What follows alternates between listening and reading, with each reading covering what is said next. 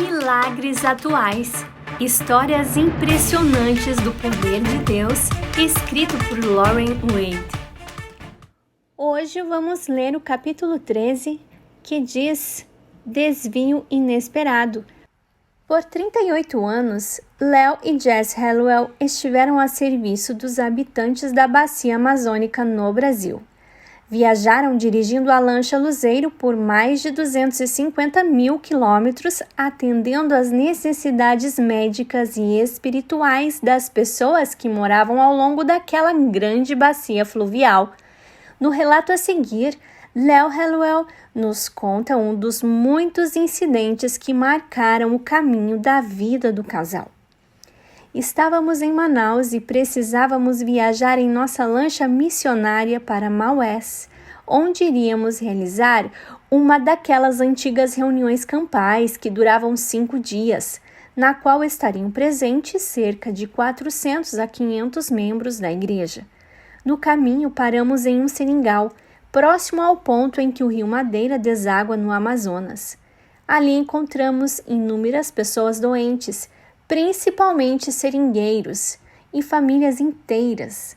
Embora estivéssemos pressionados pelo tempo, decidimos não partir até termos tratado todos eles. Eram quase 16 horas quando retomamos nosso caminho. Naquele ponto havia 2 rotas que poderíamos tomar para chegar a Maués. Uma delas era subir o rio Madeira e então descer por outro canal até o nosso destino. A outra era descer o Amazonas e depois voltar por um estreito canal até chegar à cidade. Essa segunda rota demorava 5 ou 6 horas a menos, e com o relógio contra nós, a rota mais curta pareceu-nos a escolha lógica. Assim que partimos, Jessie me perguntou qual rota eu havia proposto tomar e eu lhe disse qual era. Não acho que seja uma boa ideia, disse ela. Olhe para aquelas nuvens escuras à nossa frente. Estamos indo direto contra a tempestade. É verdade, respondi. Mas temos todo aquele povo esperando por nós. Não há alternativa. Temos que ir por este caminho mesmo. Ao começarmos a descer o Amazonas, primeiro tínhamos que atravessar uma grande extensão de água na boca do rio Madeira. Eu estava ao leme e o segurava firmemente para não sermos arrastados pela correnteza. Estávamos chegando ao meio da travessia quando algo completamente inesperado aconteceu. O leme escorregou da minha mão e girou para a direita. Alguma coisa mais forte do que eu girou o leme e depois o endireitou novamente, como se fôssemos subir o rio Madeira. Pensei que algum tronco tivesse ficado preso embaixo do leme. Olhei para os lados e não vi nada. Tentei levar a embarcação outra vez para a direção do Amazonas, mas ela não se moveu. Eu estava realmente assustado. Finalmente pensei, bem, se essa coisa quer subir o Madeira, vamos subir o Madeira. Um instante depois, Jessie apareceu. O que aconteceu? O que fez você mudar de ideia? Ela perguntou. Disse-lhe que eu não havia mudado, mas que alguma coisa me impediu de girar o leme. Fico contente, disse ela. Eu estava lá atrás orando para que saíssemos desta rota e fugíssemos da tempestade. Quando continuamos subindo Madeira, o barco passou a funcionar normalmente. Por volta das 10 horas entramos no estreito canal que desce para Maués e ali atracamos o barco para passarmos a noite. Assim que lançamos a âncora, os relâmpagos riscaram o céu e a tempestade desabou. A chuva rugia em cascatas à nossa volta e os ventos sopravam com a força de um ciclone. No Grande Amazonas, quase que certamente teríamos enfrentado uma situação de calamidade, mas ali naquele rio estreito estávamos seguros. Na manhã seguinte, tudo estava calmo. Começamos cedo e, ao fazermos a curva do rio, vimos um barranco alto, uma casa e um homem acenando um pano branco para que parássemos.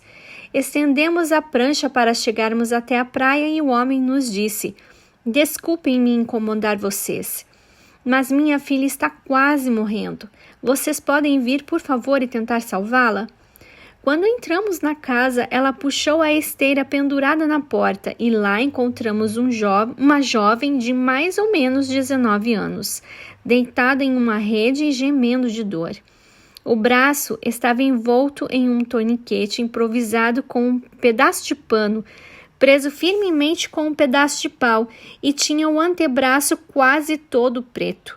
A mão da moça estava coberta com um unguento feito de esterco de vaca que o povo usa muito naquela região.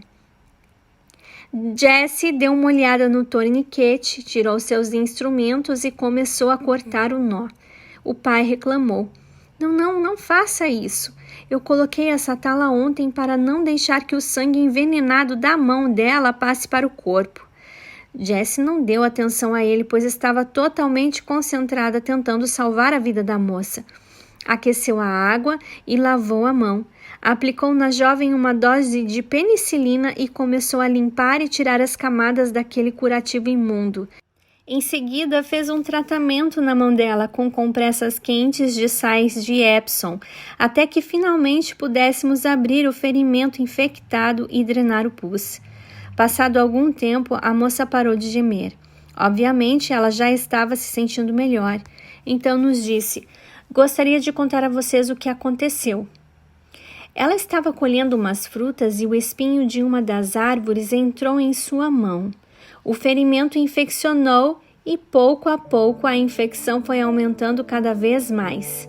Na tarde anterior, seu braço doía muito e a dor irradiava para outras partes do corpo. Enquanto ela estava ali em toda aquela agonia, um homem passou pela sua casa. Há um pequeno barco em Manaus, disse ele, uma pequena lancha médica branca que navega ao longo do rio. Tenho certeza de que se eles passassem por aqui, poderiam ajudar você.